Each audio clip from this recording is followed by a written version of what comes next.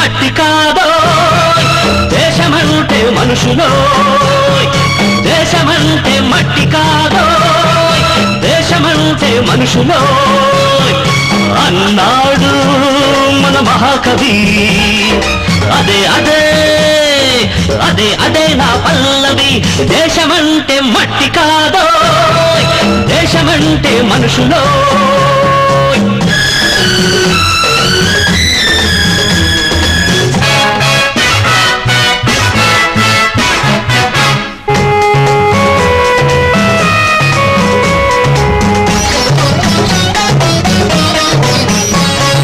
నువ్వు తినే కూడు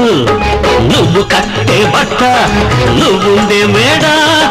తేరగ వచ్చాయనుకున్నావా దుక్కి దున్ని నేతనేసి ఇటుక మోసి నెత్తురునే చెమటగా పిండిన రెక్కల